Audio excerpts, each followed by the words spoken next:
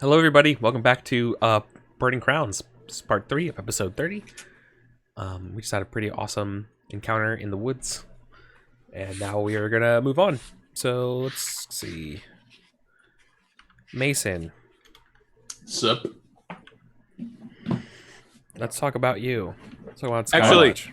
I wanted Yep. to jump in here, Eric. Oh, yeah. What's up? Timeline-wise, if nothing else happens with Aurelius and he comes back and leaves immediately, that would mean that if his journey takes the same time as Mason's, he would arrive at the same time Mason finishes opening the door, which would mean they could be involved in this scene.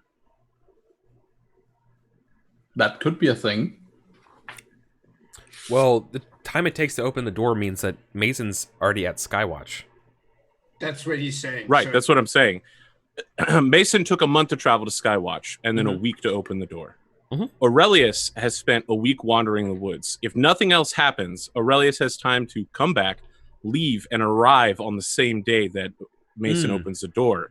And since Aurelius has a belief about being there, Yeah. I wonder if that might not be important. Well, that's... And- So maybe we should ask that question then to Aurelius, right? Sam, do you think... And to Mason, I think, as well. Well, does Mason get a say of whether or not Aurelius shows up? Yes, the question is whether it's interesting. And I think that question mostly goes to Sam, but I appreciate being involved. Yeah, but I think personally it might be interesting to see if Aurelius gets recognized and accosted on the way there. And the way I was going to try to avoid that was going to be to try to disguise myself because I'm a pretty obvious individual. So maybe we could just make that roll and then I mean, sort if of Eric resolve isn't it gonna after the fact. if Eric isn't gonna accost you, there's no need to make the roll. It's just an acknowledgement that you being disguised worked, and that maybe we see like a brief montage of you passing by as an innocuous itinerant monk.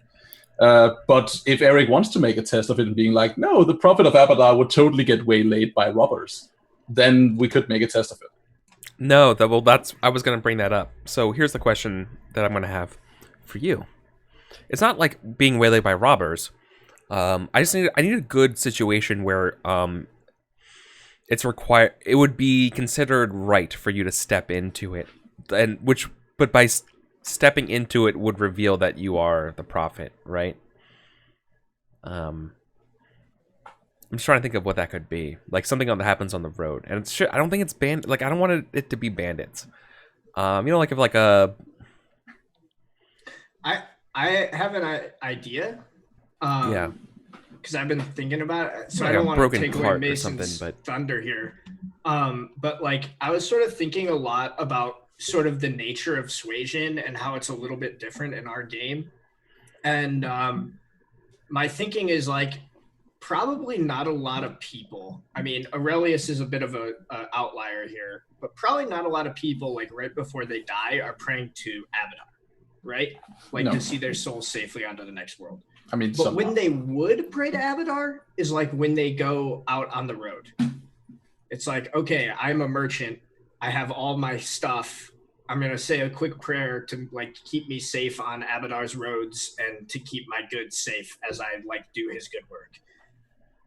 So I kind of like the idea of like, if, I, ride, theoretically, maybe I have to stop and help somebody whose cart breaks down or stop and do X, Y, and Z. And that would take me longer to get there, is maybe a thing. So you tell me.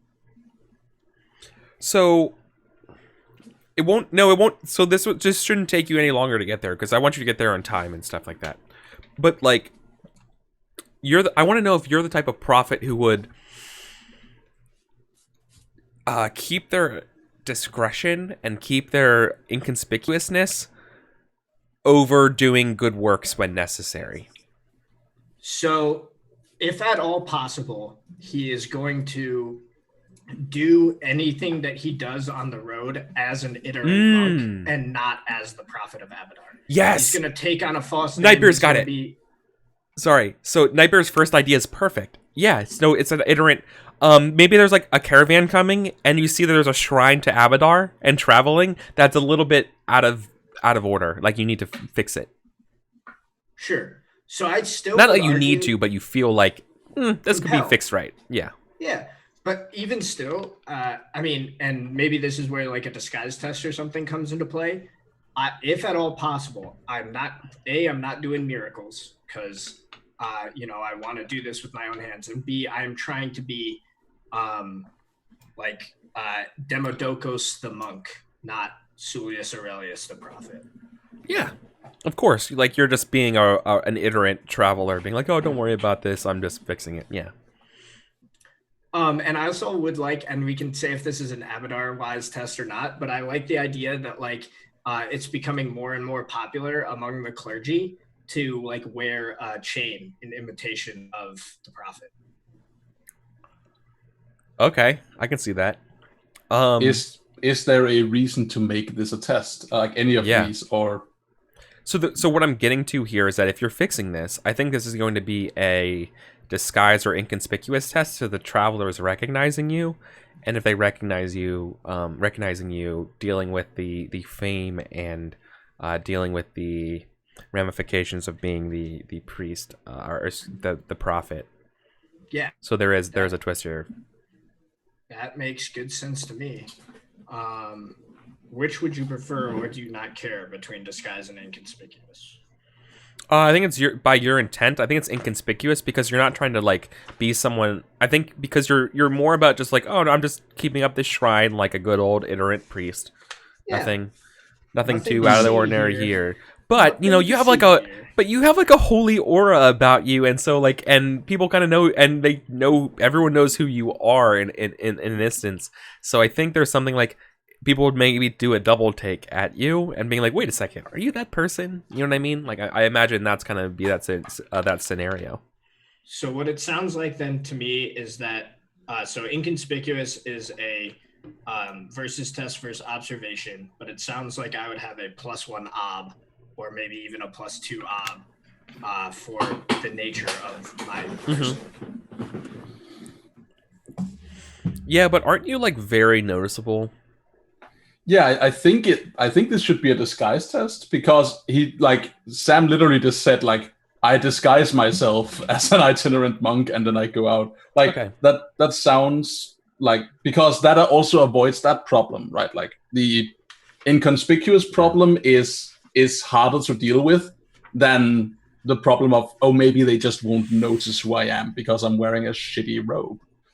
Right. So I'm disguising myself a priest as a priest, which means I'm not disguising my social class. I mean, it's based on the disguise obs on 267. It sounds like it's an ob 2 or 3 disguise test. The question is whether or not they like see your chain. I think because my chain is like we've talked about this. Like it's woven. It's literally like as though someone was able to weave steel like it was hemp, right? Like it's impossible to do what this chain is. And it's also something I cannot take off. Yeah. So you tell me. I mean, I'd probably ob 2 or 3, but so like this, yeah. So what I'm saying is like, so disguising yourself as an iterant monk while having this extravagant chain. Like, I mean, obviously, it's some monks have these chains and they're trying to like imitate you and all, but like yours is obviously peerless, and so like that craftsmanship and quality is something very eye-catching. Yeah, I think just tell me what the test is. I'll roll it. I'm not really fussed about it. Okay, yeah. So I think it's gonna be a disguise. Let's say 2. Cool. I will choose to use perception and not agility here. All right. And I don't have any help or anything. I'm not spending any Artha. 2. Hey. Oh, nice. Cool. So we just have that double the double take, right? Like, huh. And wait a minute, aren't you? Oh no, yeah. Why would this shoeless priest be the prophet of Abadar? Come on. Yeah. No, he hangs out with Count Swan. He would look way better than that, you know. Let's go. Yeah. And Count Yeah. Swan would never have a bunch of worthless peasants following him around dressed like slobs. exactly. Looking right there at Daniel as I say it. And I would- this is a noble carriage. This is in fact a convoy from House Labeda coming down here. I was That- gonna that say passed it's by. Steve Gary going home. No, it's on the way up to Brevoy. So like this is or the other way around. It's coming down to Karasuno, but it's while you're going up to Brevoy. I know I'm trying not to steal too much time from Daniel here, but just to like sort of paint the fiction here. Aurelius is like he like what he does is he like darkens the chain and like makes it like look like he's been like walking a long way. It's like covered in like dirt and stuff. He still keeps his head shaved, but probably like he doesn't have like the soldiers there to sharpen a blade from him. So like instead of having like the normal clean shaven scalp, he has like some like scabs and stuff from where he's like cut himself with the rusty razor. But like he has to keep shaving his head. Like that's a symbol of devotion. He's not going to stop doing that. And he's not wearing any shoes. And then like when they, maybe he fixes this like little altar and they ask him to like join them. They're like, come on, good brother, come onto our caravan. Travel is safer in numbers. And, he just sort of looks at them and he says, I appreciate the gesture, but if a poor monk is not safe on Abadar's road alone, surely the house of Abadar has failed you, good people. And just continues walking.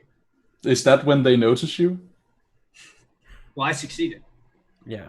No, you're rolling a beginner's luck. Oh shit, you're right. You are absolutely Right. I'll reroll that 6. I'll reroll that 6. Oh my god, I completely missed that. Yeah, no, they recognize me. Thank you, Daniel. Didn't even think of that. Oh my god. I thought I like I must have like made up that you were like talking about when they were discovering you, because I didn't catch on that you were talking about like going unnoticed at all. No, I just assumed you had disguise for some reason. And I was totally didn't. Yeah. So that's what maybe that's like the moment where they're like, hold on a second. Yeah, they're like, yeah. So I think the house goes, wait a minute. You're Demetrius Sertova. I know that face anywhere. Demetrius Sertova is dead. Yeah, Sulius, of course. No, you were. Oh man, I forget her name. What's the name that you were dating her? Elena. Elena. Yeah, Elena. Yeah, no, like you were dating Elena. Like, of course they notice you, right? You're courting my lady. Yeah. I'm afraid I'm not sure what you mean. Any likeness to the prophet? So must be an accident. No.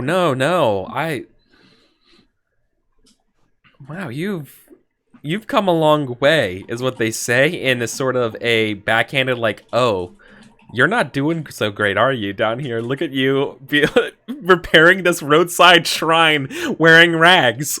Like, they think that you're down on your luck. They think that you have been cast out. Yeah, so what I'm gonna do then is like I'm gonna like take the guy by his like hand and his shoulder. Yeah. And in my hand is like a small bag of coins. I'm gonna try to bribe this guy into not like revealing the fact that the prophet is just like wandering the roads of Brevoy. And I'm going to say, for your trouble, good sir, I'd appreciate that stories of this do not go too far.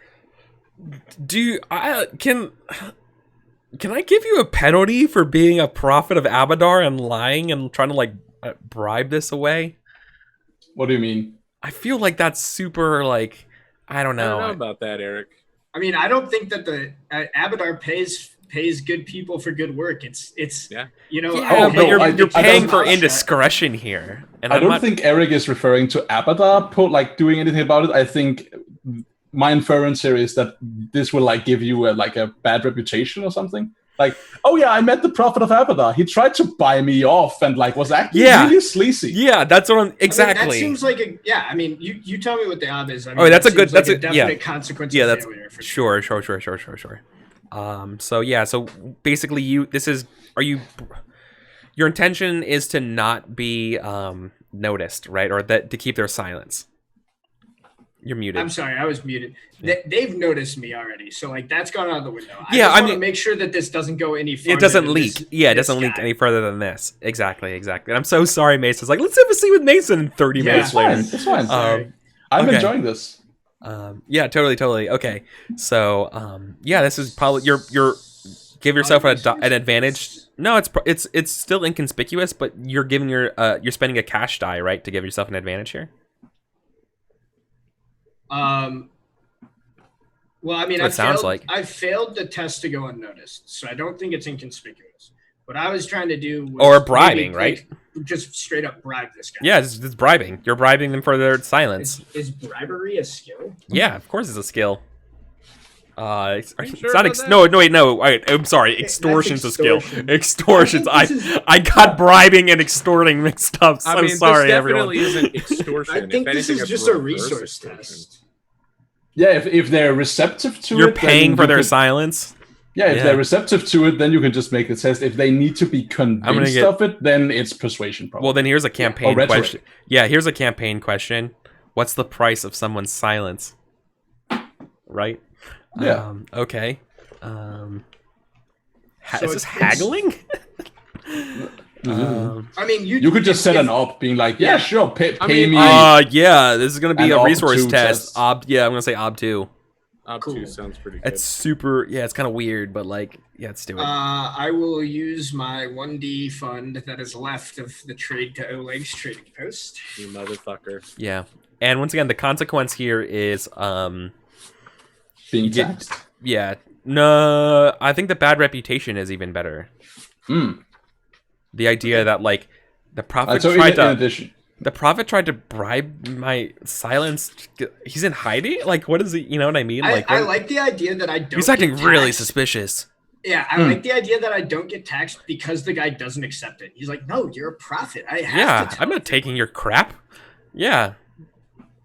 Cool. Yeah. Oh, yeah, you're We good. straight. sweet. Phew. Don't have to worry about that one.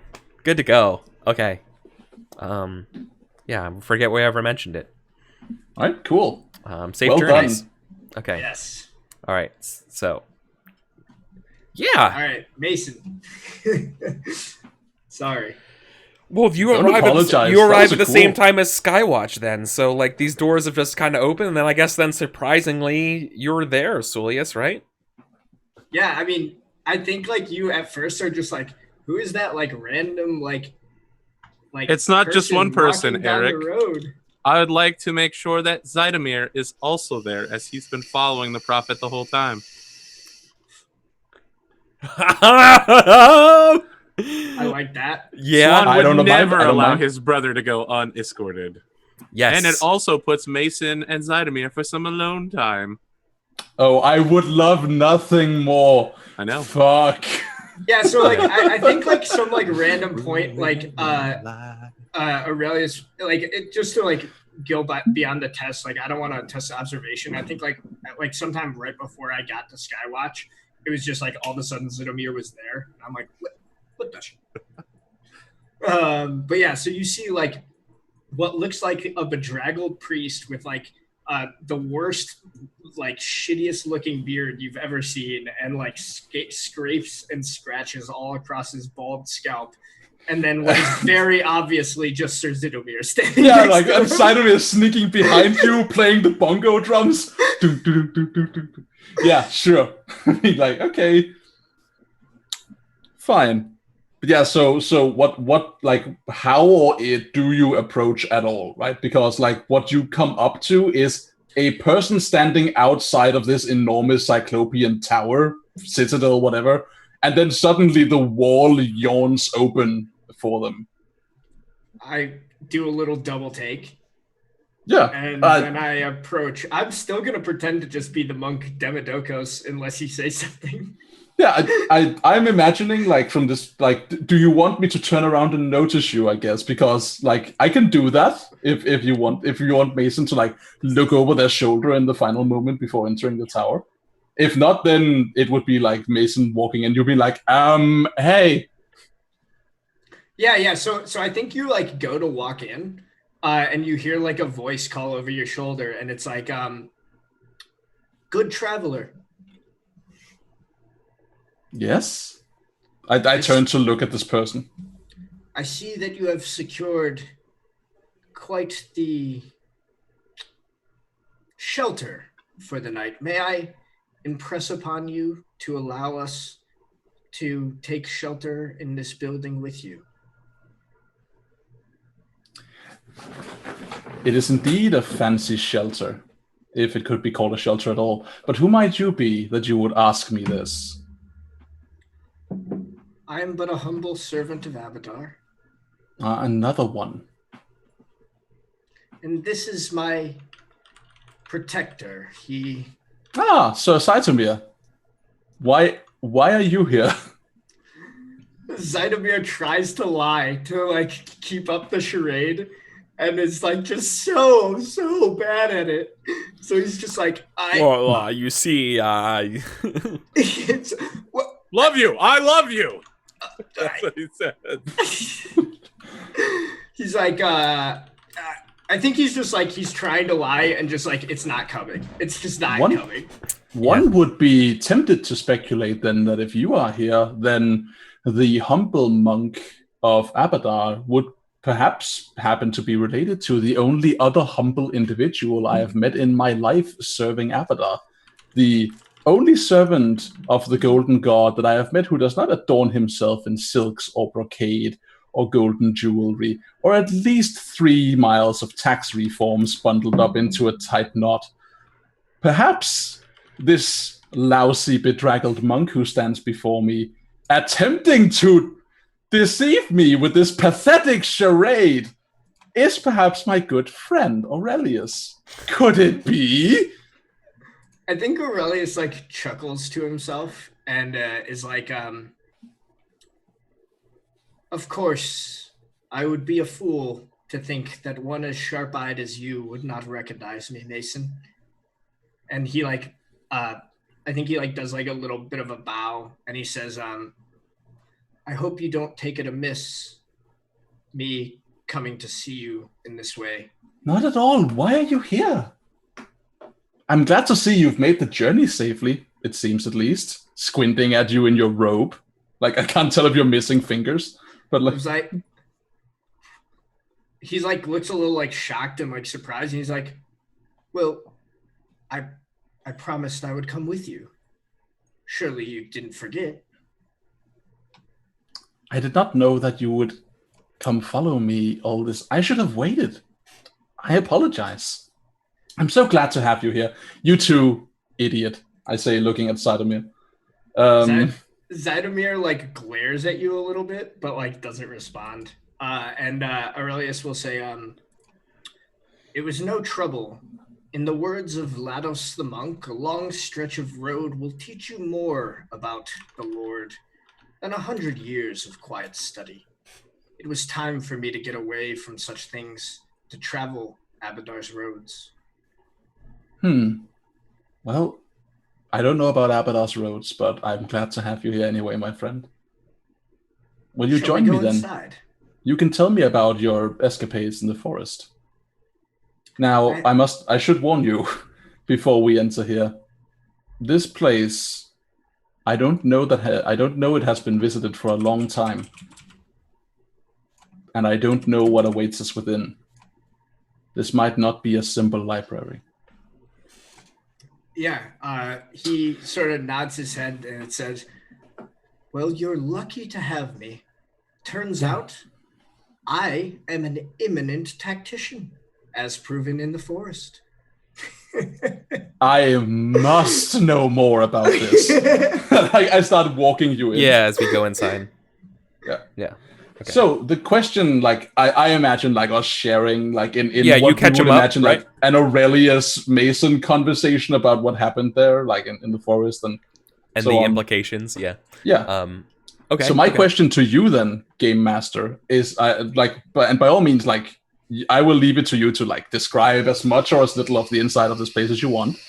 But is this as simple as going through the giant elaborate ruin and finding some ancient dusty archives and start looking for the knowledge we want?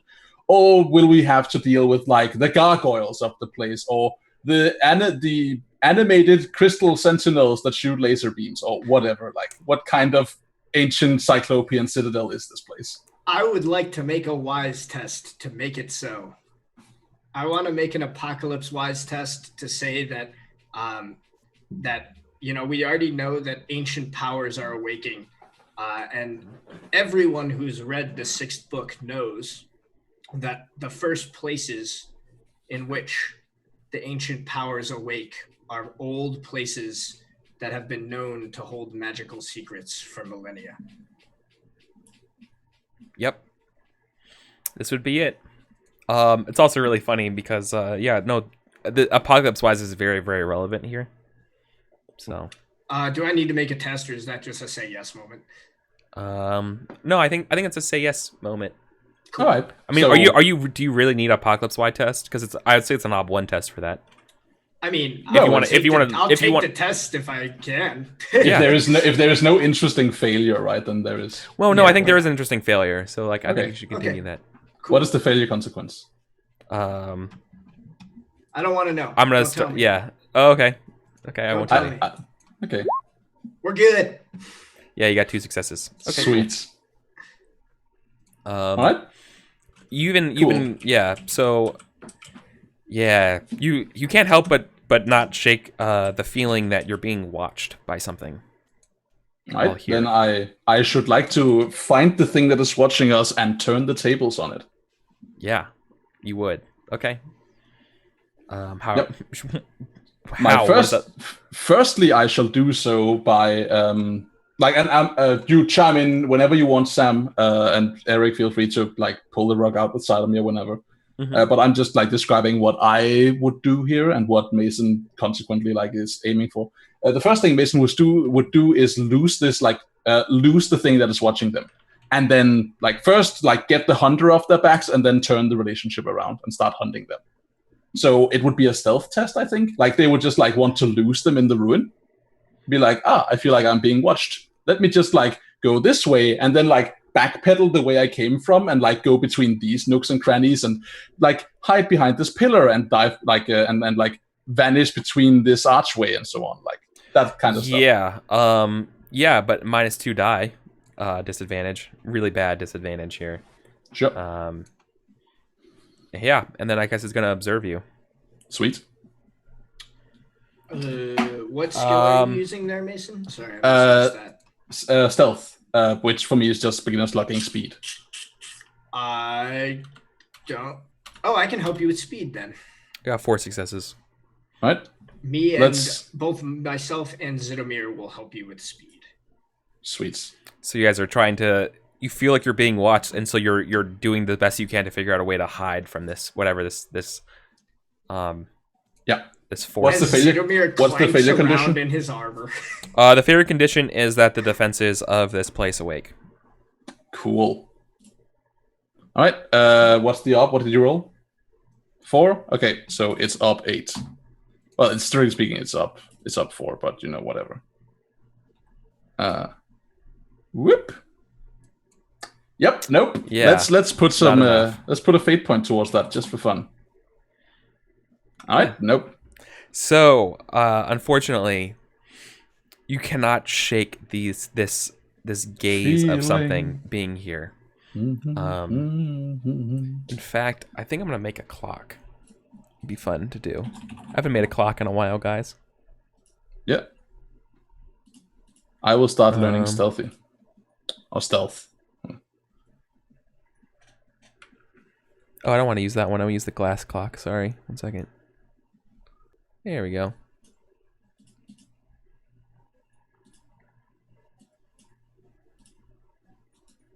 Sweet.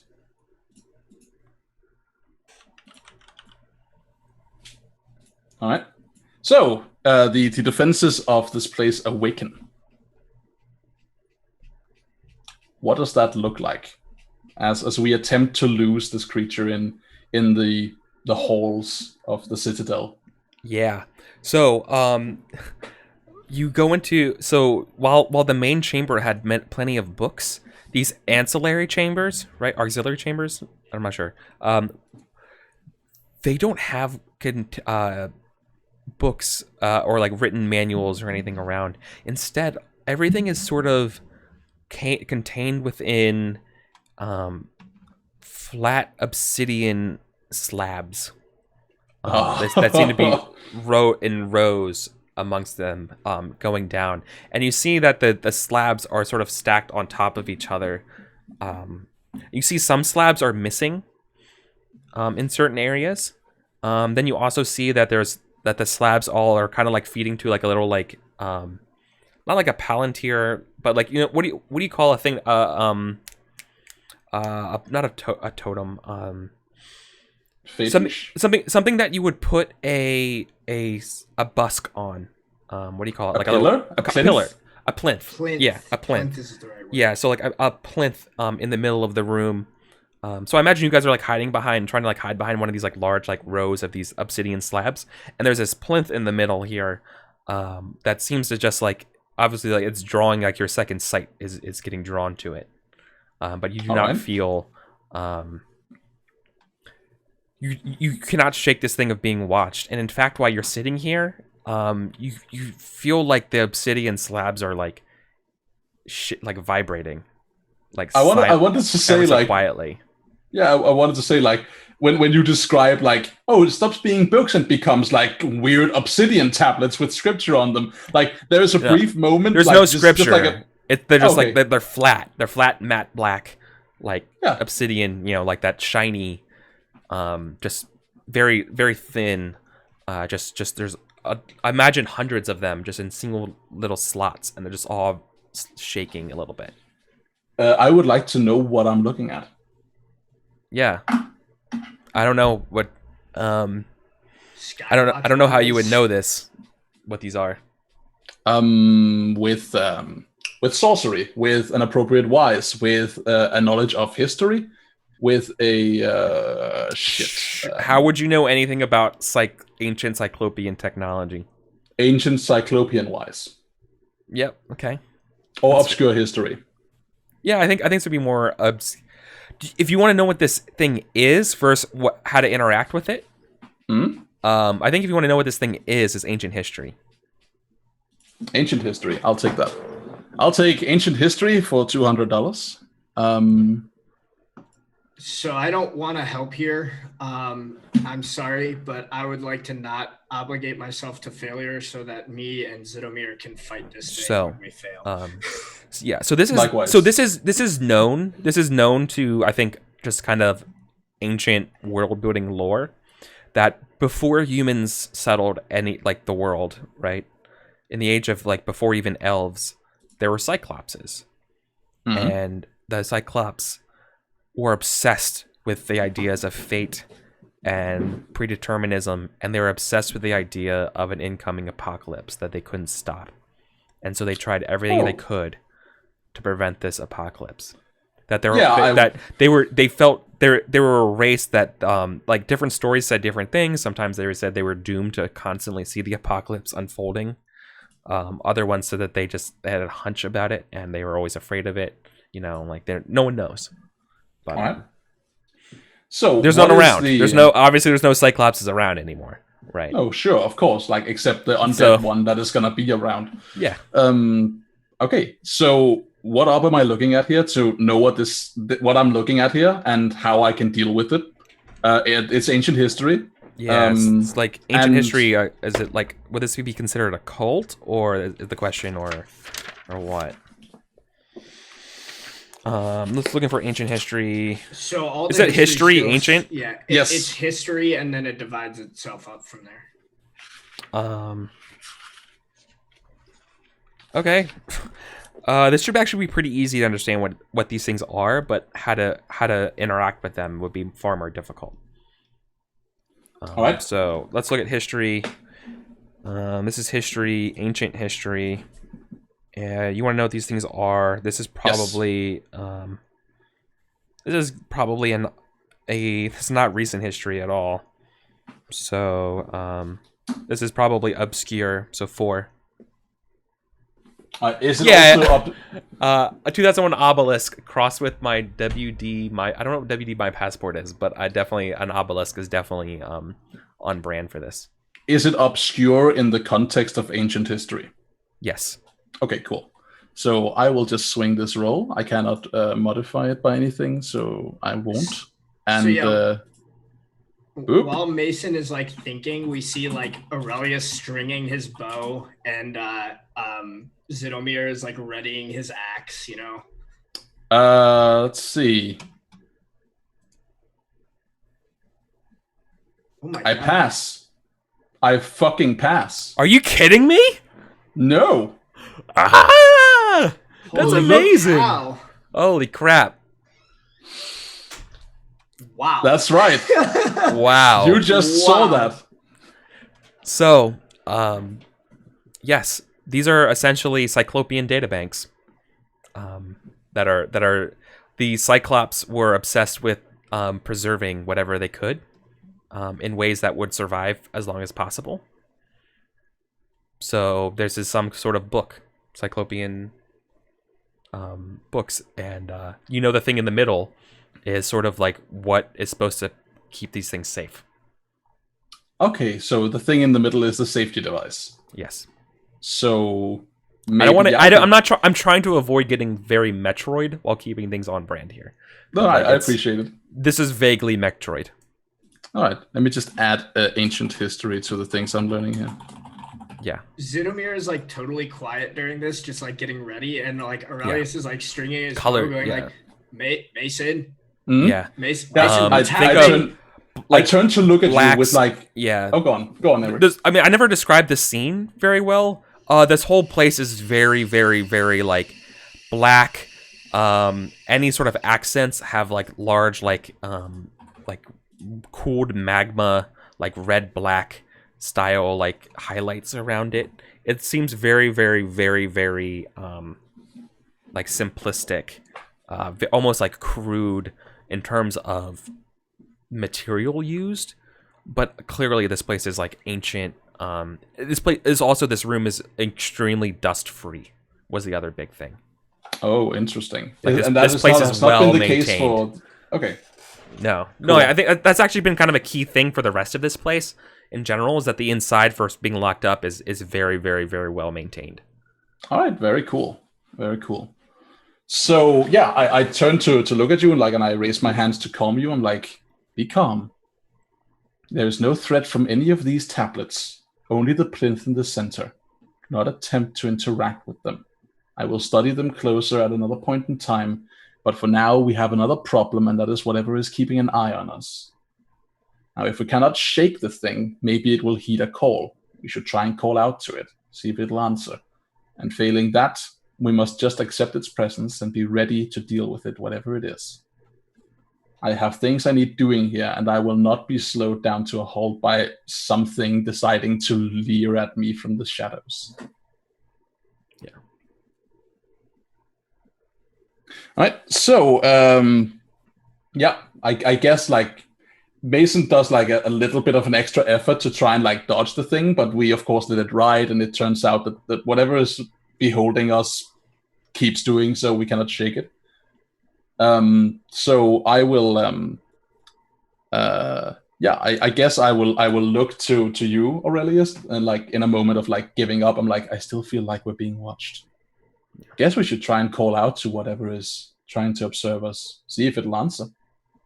Failing that, we can at least surmise that it either doesn't understand us or doesn't wish to be seen. I look to Zidomir and I say, if I recall, Sir Zidomir, you happen to be fairly adept at making noise. And I kind of give him a bit of a glare as every time he moves, you just hear this rattling of armor and weapons. You know what I mean? So I think Zidomir would like to make a conspicuous test. And he sort of calls out a challenge to this thing. To reveal itself.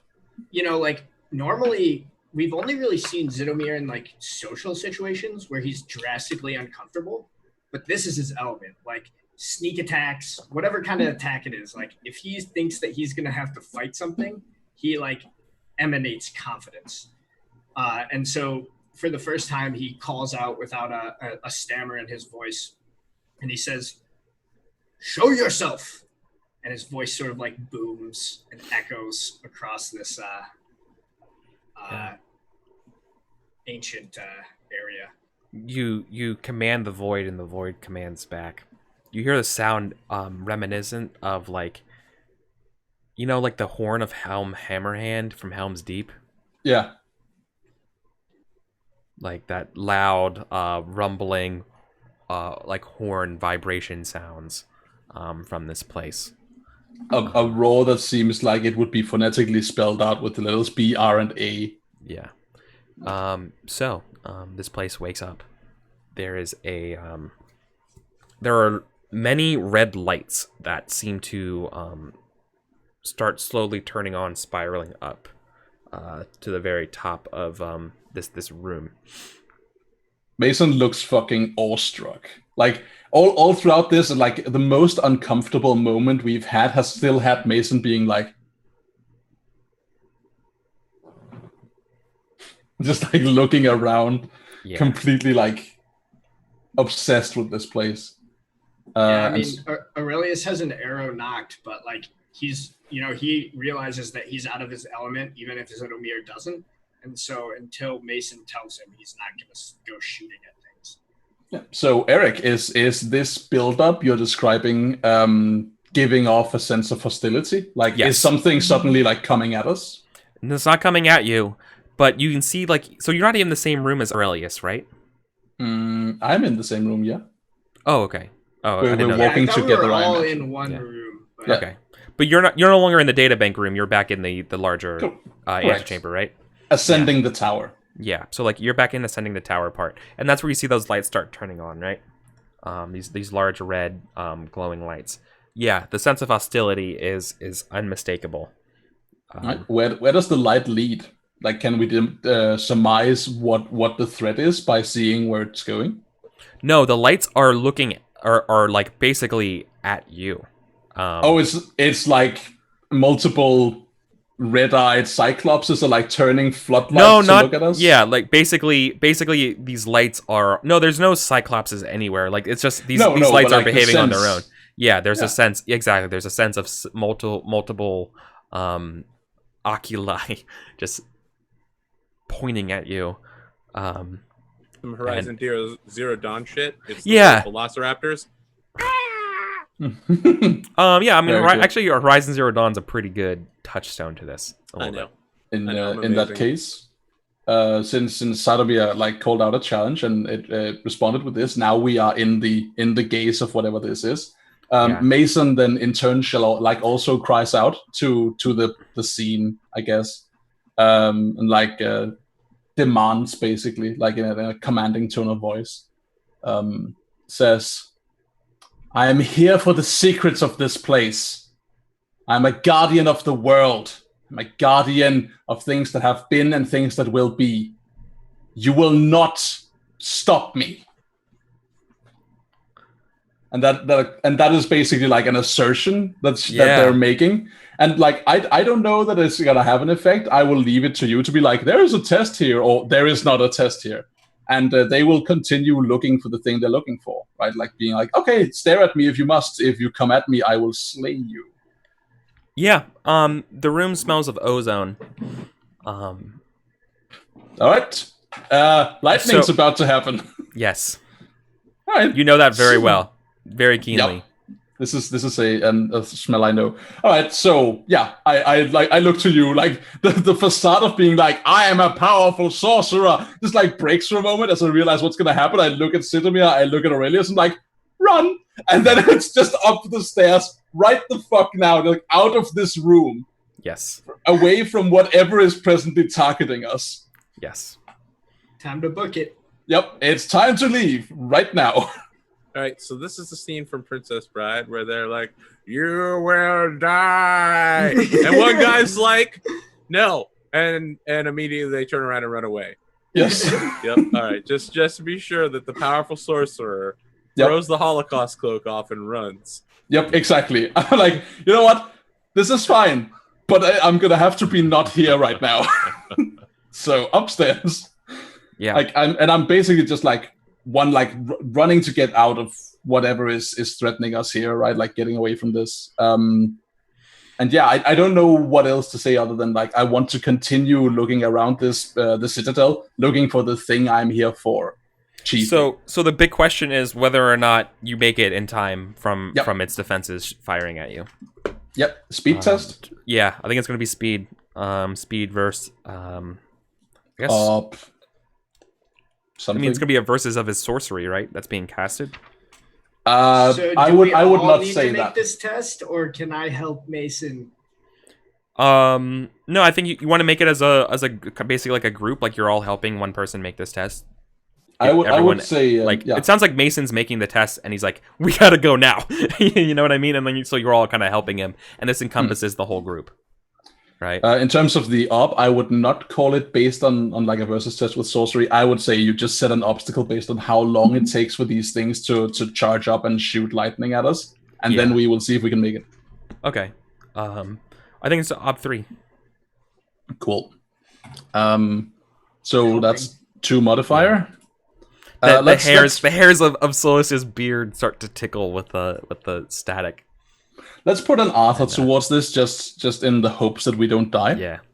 Yeah. This is cool. We haven't done this before in Burning Wheel. No dungeon crawling. Burning Wheel does dungeon crawling and traps and weird stuff pretty well. Yeah, we are doing dungeon. This is a dungeon. This is absolutely a dungeon. Whew! All right, there it is. So you make it. So it's one of those things where it's like Indiana Jones style. You guys are running across this. I imagine very long spiral staircases up, and you see where there's a next room up there, and it's like a while away, right? So you guys just have that running sprint kind of thing. And all the while, like next to us, we see the red lights ascend up pillars. And we see the lights going like shing, shing, shing, shing, like these red lights are like beaming like symmetrically at each other, and it's like creating like this like laser like looking effect as like we hear this energy like charging, and like you guys just make it through that door right where like the light at your level like hits, and you guys like just make it in time, and then we see that the lights keep going, right? Like they just don't stop, and it just creates sort of like this like mesh inside the main room of sort of like lockdown, you know what I mean, kind of thing inside that room, because obviously it's not shooting, it won't shoot randomly to damage the books and stuff like here. This place is preserve everything, so yeah. So just for flavor, like when we make it into this door, like me and Mason are probably like both like panting. Yeah. Zitomir is wrecked. Like he did the exact same thing we did, but wearing 5 dice of plate armor. So he's just like, oh my god, yeah. And so you guys first aid to this man. Yeah. All right. And so you guys, without like having a chance to even see what was in this room, it becomes pretty clear now.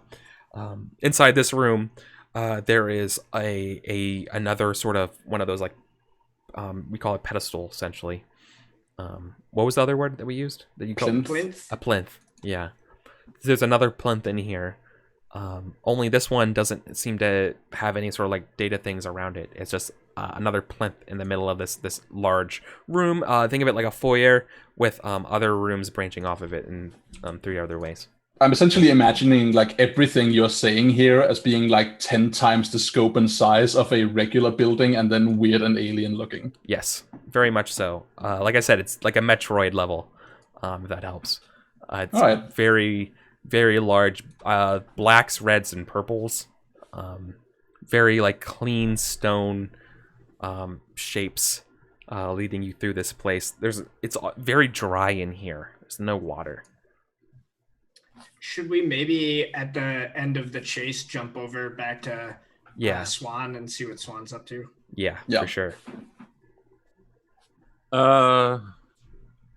That's Okay. cool. We've never done that before. That was cool. I like seeing a little bit of a dungeon crawl. So I Little want change to of just tone. say I'm really glad you didn't make us make all our own speed tests, because then we would have had an like 8 there because he's wearing all this armor. He would have been screwed. Yeah, this was an Eric is being nice moment, which was nice. There's no beliefs on the line. It would be weird to get killed by a trap. That's not.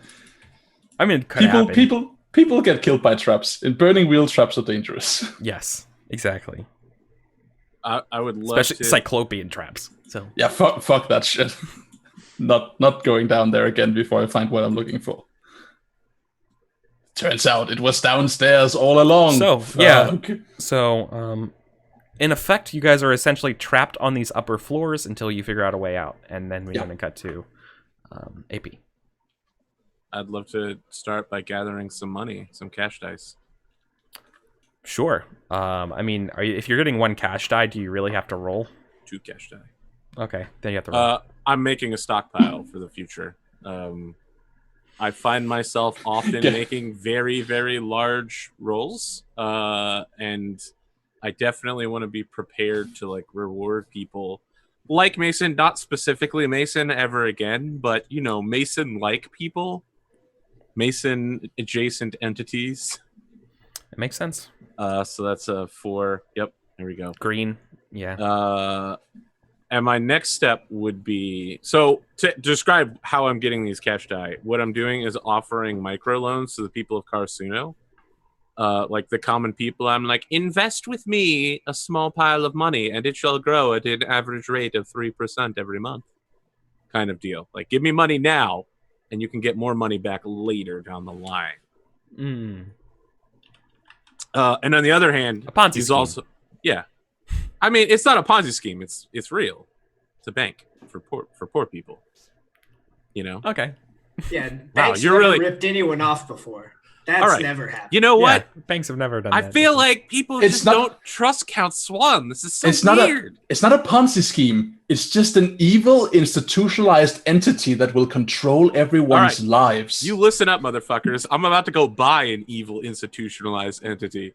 So I want to spend my time with the Lady Ollie, sailing back to Miven, and like asking her about the town. And I'd love to do a scene about that if you think it's interesting. But I also want to buy a Mivenese bank while I'm there. Okay. So I don't think my problem is that I don't think the Mivenese actually have necessarily a bank. Perfect. I would like to buy some sort of exchange that people use for money, which would almost undoubtedly be food. So you would actually hall where they mint coins. They don't. I mean, if they don't have a bank, they don't mint coins. I mean, right? no, they just don't coins in circulation. They just use foreign currency, right? Yeah. I kind of like the idea that the scene with Ollie happens first, and maybe that'll like lead into like you knowing what to buy, kind of thing. But, sounds good to me. I mean, I like that too. To me. Okay. So we're sailing on one of my ships down the river. And yeah, Swan is like asking her things and about Miven. Like, what is it that you do there? Because Swan doesn't know. She's a bartender. That's all he knows. And I think she's gonna keep it that way. Unless like she's like, I tend to bar. I tend to chum bucket.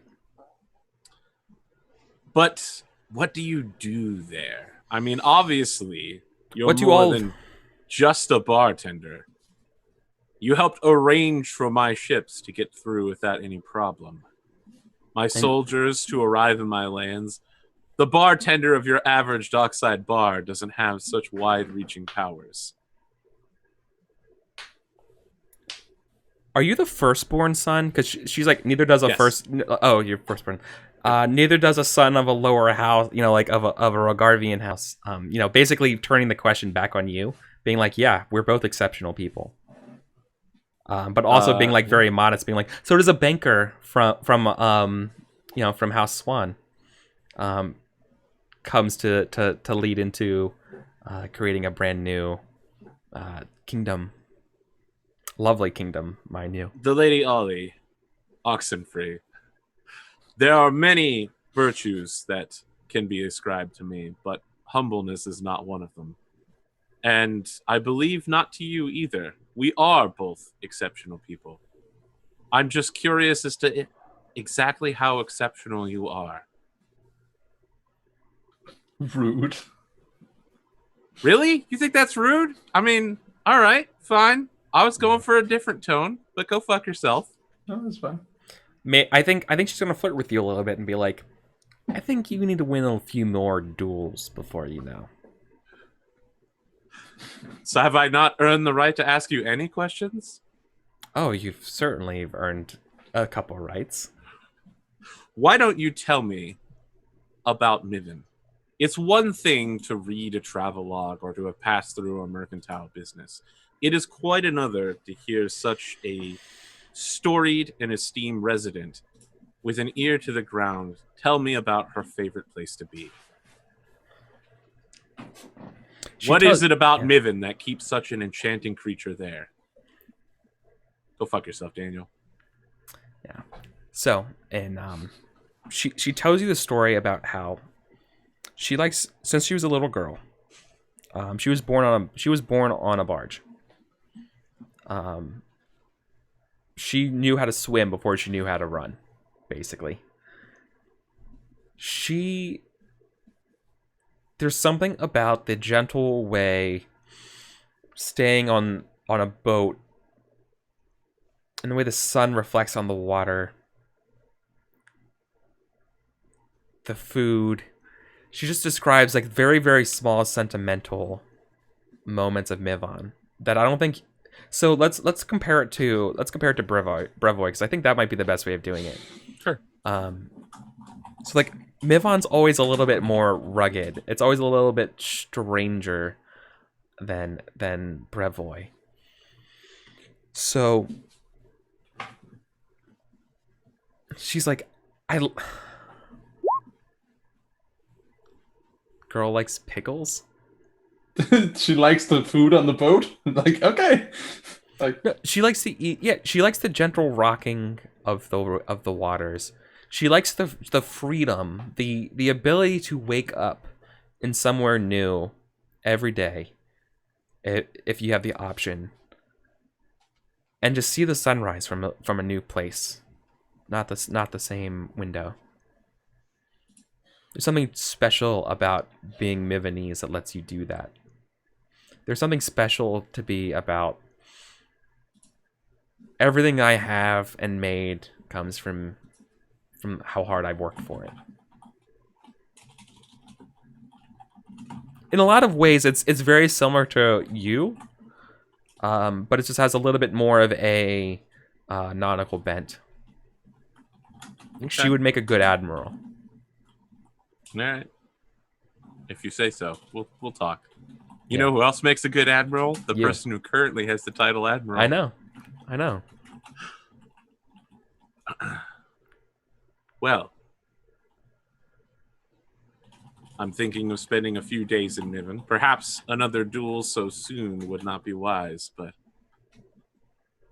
I could certainly see the sunrise from a different window every morning and try out the food. I'm afraid that brevish affair is normally rather unseasoned for me. You know, nice. Those Sertovans, they love their ice fish. Hmm. All right. Lower Pike. Yeah, it's like you haven't lived till you had. Let me. She know what she says. Like, let me prepare you some Lower Pike stew. It's superb. And so she's actually going to cook for you. Is a thing. Sounds fantastic. So okay. So no rolls needed. No, I don't see why. All right, excellent. I mean, if you just want relevant information. Yeah, I mean, the kind of relevant information I've gotten here is definitely that food is the primary currency of this place. That's what I pulled away. Yeah. Right. They rely heavily on the local fishing industry. Yeah, but if you want, okay, but if you really want to know more about the Mimnese culture and how it works, it's your word is everything. Excellent. So like, and you have to be like honor, right? Like basically honor is also not really currency, but it's standing. I mean, it's a social currency. Yeah. Right. And you gotta be prepared to fight to defend it, just like anything else.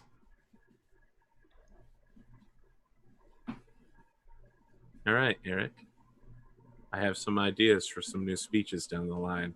Good. Some new plans. Cool. Sweet. I definitely still want to buy that bank, and by bank I mean whatever size fishing exchange that I can purchase. Yeah, an exchange would make sense then. Okay, Yep. you want to buy like a trade hall? Yes. Sure. Sure. like Let a- me figure out how much a trade hall costs. Well, I mean, I'm first assuming as a off- fund, it's like 2 or 3D size, right? Because a large bank in the capital of Brevoy was a 4D fund. first off, okay, so I don't want to say this is impossible because that's not true. It's totally possible. Okay. The problem is that like I don't know if you can someone's willing to part with it. Is the question. All right, I have to do the same thing I did before with Krashenko. I have to find someone willing to sell. Because somebody already owns this thing and is making a lot of money off of this. So like, why would they give up this good thing to a Brevik person instead of a Brevish person instead of keeping it Mivanese? Like, why?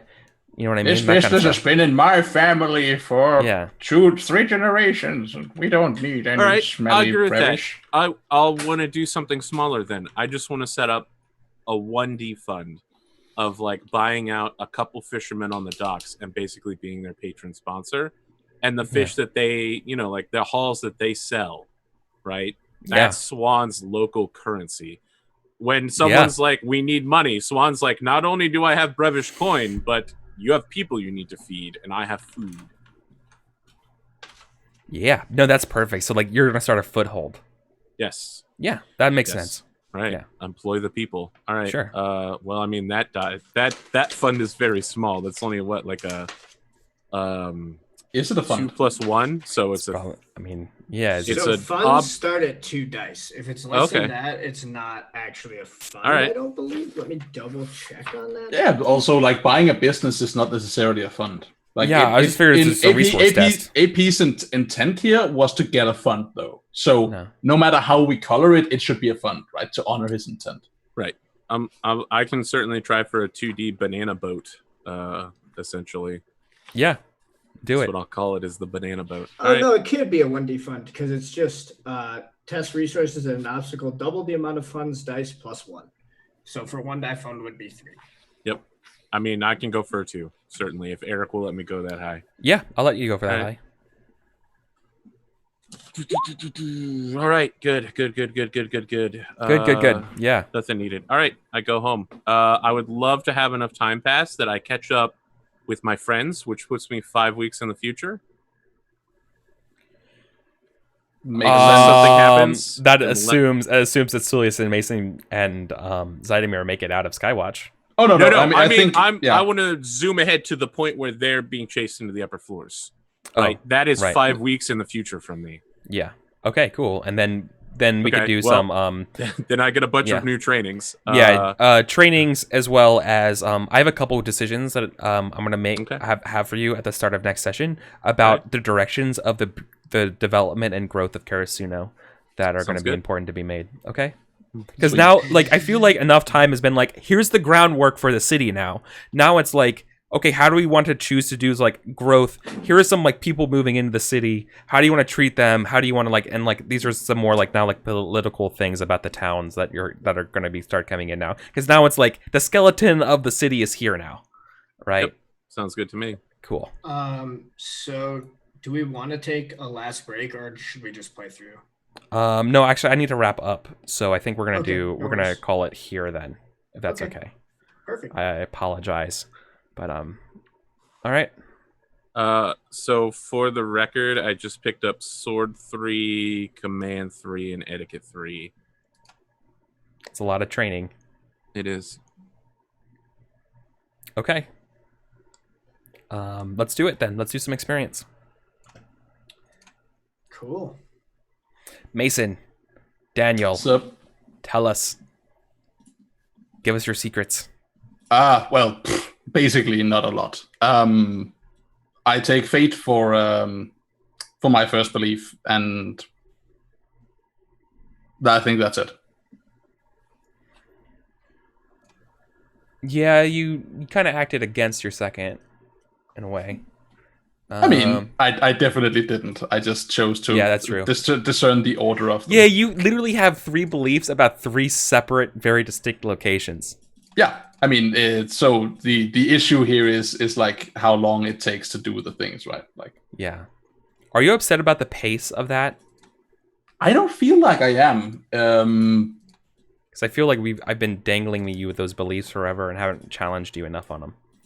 So the issue here, as far as I'm concerned, if there could be said to be one, and I don't think there is, There doesn't right? have Like to be, I should. It falls to me to write beliefs that I can solve or at least touch upon within a certain scope of time. And if I can't do that, then they lack urgency, or I should change them up. Yeah. The thing for me is like I probably need to be more aggressive in my intent wording, right? So like next time, instead of being like, I would like to go upstairs or do a thing, I should probably be like, okay, I want to find a book that talks about this, and then you set an obstacle, and then we move forward, right? Because I have a shit ton of stuff I need to research in this dumb building, hopefully without dying in the process. So, So my question then, that I would like to throw out there is, as have played this game for a fair amount of time, we're all writing like the 2-part beliefs. I'm wondering if maybe you hit on the first part of one or more of your beliefs without necessarily hitting on the second. So like, I feel like you being the last member of the Nethesian Eye and standing responsible where they no longer can had some like informed the way you acted in Skywatch. it definitely informed the way I acted. Yes, I don't feel like it was something I engaged with in a like in a particularly what's the word, like Meaningful? Meaningful way. I mean, you could make the argument, like I'm gonna make the argument in that case that maybe I gain fate for all of my beliefs because like being in Skywatch and researching this stuff, like I'm going to research ancient elven pocket dimensional magic in this place. I'm going to research the Valley of Fire in this place. So is there a validity to me taking fate for all of it, or should I just stick with the one? Because I feel like it's just the one. I think I agree with you there, but what I will say is that definitely either your risk taker trait or if there's understanding to be gained to do research got you into trouble. Yeah, you absolutely were going to get in trouble had you failed that observation test, right? The alerts would have gone off, and you would have had a red light in that room with the Cyclopean stuff. So, like, yeah, you absolutely your desire to know what this stuff is it came primary over survival. So I think that's definitely a thing. All right, I will take 2 fate in that case. Yeah, and there we go. So I am back up to 46. Oh my god. I have like 20 something too. So. I spend fate on every roll I can, and I just I keep hovering in the 40s. I know. I don't know. I think I'm not giving you enough conflicts. No, don't worry about it. So I just quick aside. I saw Adam Coble comment something similar, like, "Oh, I need to do something about all this fate you got," and the answer is no, you don't. Like because as a GM in this game, you can't do anything and you shouldn't do anything about the amount of fate people have. The amount of fate is just indicative of how much they engage their beliefs, their instincts, and their traits. That you cannot make them spend, Arthur. So it's just gonna accrue at a pace that they're comfortable with, based on how much they engage their character's bits. That's faster. Yeah, that makes sense. Okay. It's also something I'm not entirely sure I agree with Luke on. Like Luke tries to claim that when you do a lot of conflicts that people end up spending all their fate. I'm not really sure that I buy that for players that are really engaging all of their bits. But that's a different story. Word. All right. That's cool. So good job, Mason. Is that all? Is that everything for that? Yeah, I think so. Okay. Sulius. Alrighty. So I believe that I completed my first belief. The action there was the crusade laid before me is clear. I shall walk through the shadow of the dark forest, but will fear no evil. The Lord is with me. I believe I got fate for my second belief about following Mason, because I have not forgotten the service rendered by Mason, and I shall ensure they receive their just wounds. And then I believe I got Persona for true faith deserves to be rewarded, for only by giving light will darkness disappear, blah, blah, blah, here the untouchables that are actually believers. And then I believe that both my devout and my marked by Abadar trait got me in trouble. Devout because I didn't need to stop.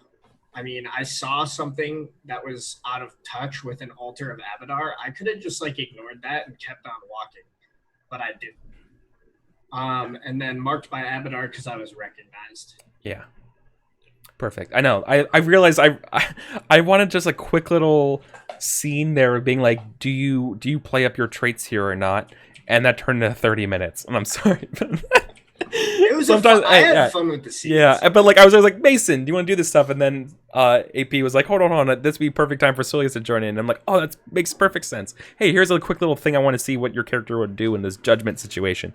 And all of a sudden, 30 minutes later, it's like, okay, now we're finally in there. So I'm sorry about that, Mason. I feel like that happens to you all the time. I feel like I'm always apologizing to you about you getting the short end of the spotlight.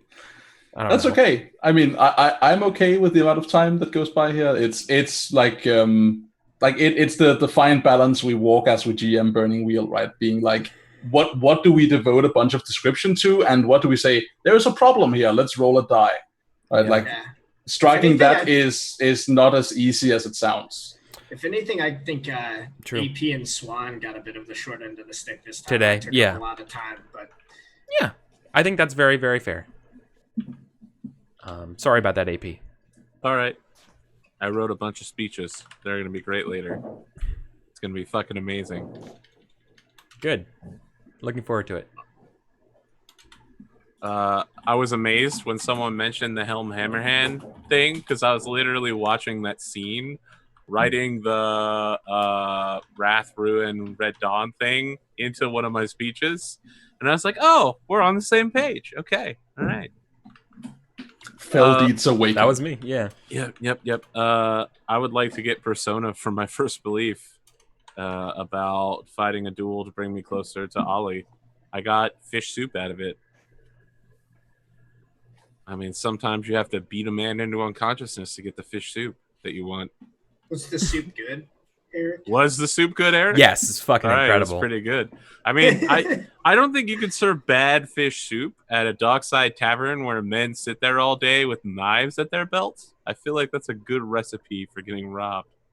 Yeah. I'd also like to take fate for I'm responsible to the people.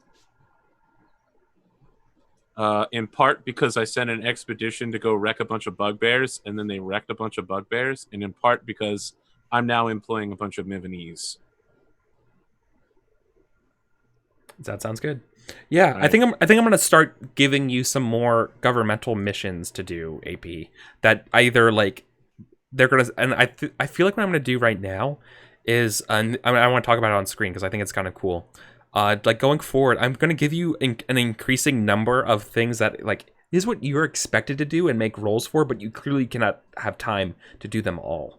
So you're going to have to start delegating them off to different people. I already do that. I know. So like, I'm just going to give you an increasing like surmounting thing of this is what it takes to administrate a city. So like you need to keep like forming these structures and doing these things and making sure people are happy. New affiliations. And playing democracy, so, right? Just to be clear, I know people think I didn't get a lot of screen time apparently, but I fucking leveled circles, etiquette, sword, command. Like this is the best episode I've ever had. Yeah, it's a good trait. I got 4 new skills or level ups.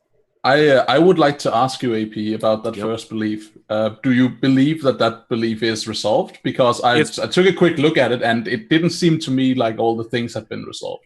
Like it's a pretty not everything's long-winded been thing. resolved, right? It's a stepwise belief. Yeah, like stuff like the first okay. line of it's going to remain the same. I see. That's what you're doing. Yeah, that's right, Mister. I have the same pedantic belief every week. I've had that belief for like 5 weeks, Daniel. Jesus. Yeah. It'll change. Don't worry, buddy. It'll change. It'll change. Looks good. Just like the one I had about stopping sorcerers. Unless Swan has some traits or instincts they want something for. Nope, nothing. I would like to try to argue for a steel test for nearly being struck by lightning.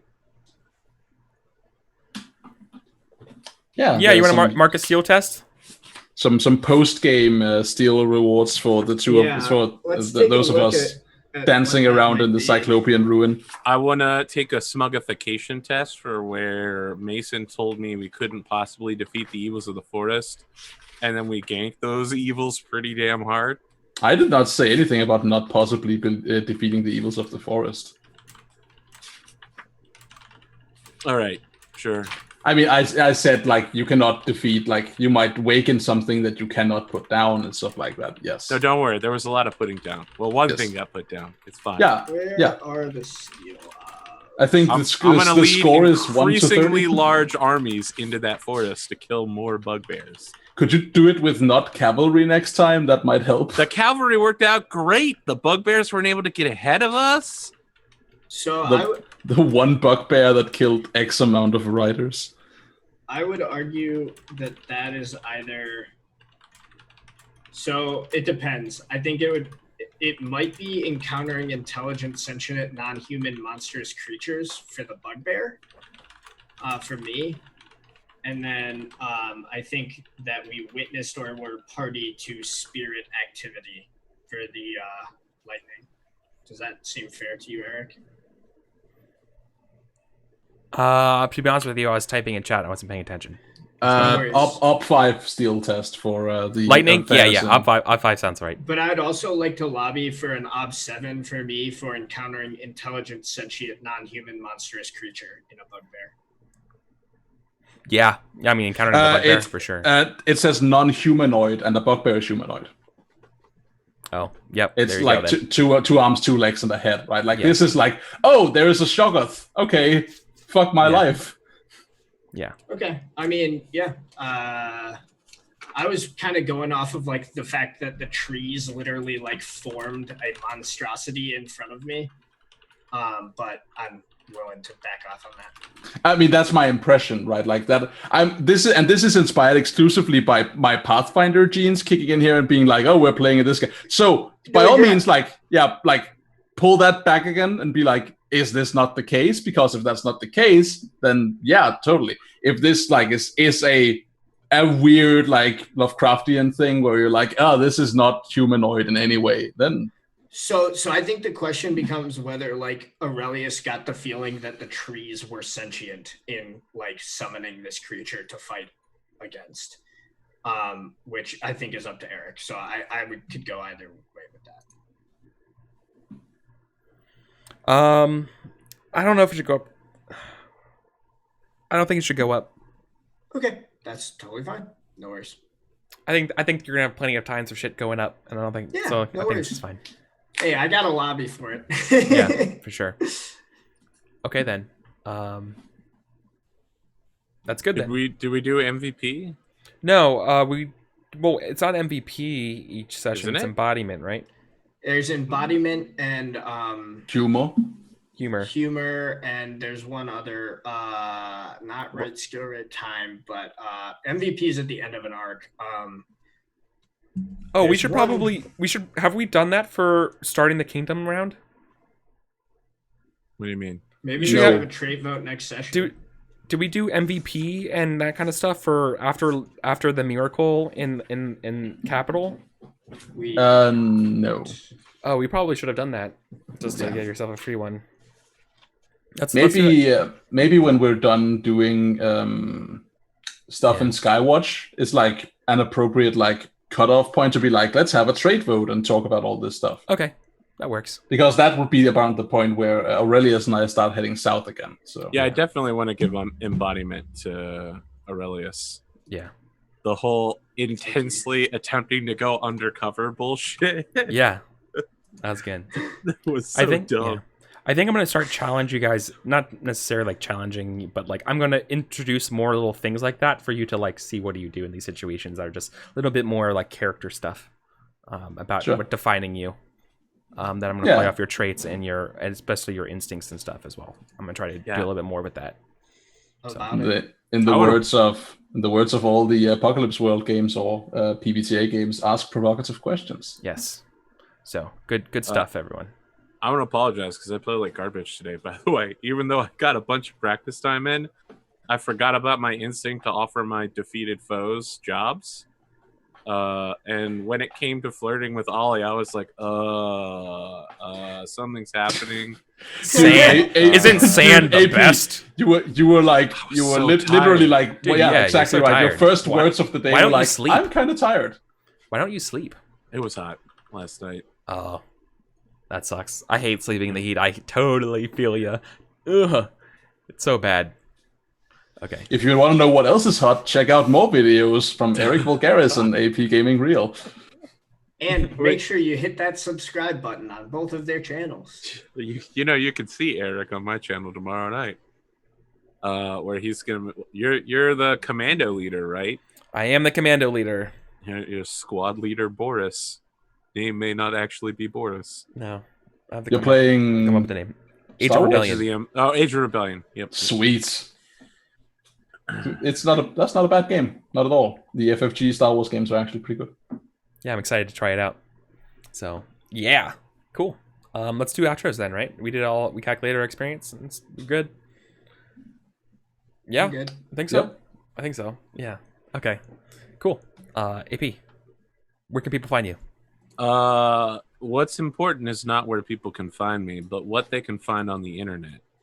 Did you know that there is a game called Diplomacy where you move tiny tanks and men around attempting to bump people off of countries? If you did, then did you know that there's a Let's Play by 6 Korean girls and their school teacher who played it? And that shit gets so real. It's the board game of the century. Is it on YouTube? No, it's text based. Let me see if I can find it here. It's on rpg.net. Just look for 5 6th grade Korean girls play Diplomacy. Man. Oh, so the English teacher was teaching them English, and they had to do all their discussions in English. And so it gets real bad. Like, exactly what you'd expect from a bunch of 6th graders who suddenly learned that betrayal is the best strategy. That sounds positively delightful. That's my outro. Go check that out. On to you, next person in line. I can go next. You can catch me on Twitch at Wizened Fool, or newly on Twitter at The Wizened Fool. Yeah, I have been playing some Dead Cells lately. I think I might do a little more Dead Cells, but I might wait until the next update. I might end up doing some Mountain Blade stuff and see if I can't conquer the world, which is always fun. So keep an eye out for that next week. Other than that, if anyone wants to play PlayerUnknown's Battlegrounds a little later, either on the show or in chat, send me a message because I'm always looking for more people to play that game with. And I was like so kitted out earlier today and died, and I like had to walk away. I like literally died in like the most embarrassing way possible while I had like everything I needed to win the game, and I was just like, I have to walk away from this. Those are the when RNG just blesses you and then you still end up having to like not win. It's really disappointing. But then the contrapositive though is super nice too. When all you have is like the sheriff shotgun and like crossbow, and you're in the top 10, you're like, yeah. I don't know, Sam. It sounds to me like what you really and truly need to win the game is to get better at the game. Yeah, I mean, probably so. Get mad. Come on, Daniel. Daniel, what do you do? Tell us about you on the internet. don't gloss over that. I can't just fucking Yes. like try to burn Sam and have him being like, you know what, that's fair. It's okay. So, making me look like a fool up in here. Hi everyone, I'm Daniel. This has been a great session, as it usually is. You can typically find me doing other RPG stuff on youtube.com/charisma2ac. You can find me streaming Morrowind. You haven't been able to find me doing that for the past week because reasons, I guess. I haven't been streaming at all. God knows why. Next week is a bit of a lazy week for me, but upcoming, more Morrowind on twitch.tv/Nearyn. That is Nearyn. And you can follow me and my thoughts.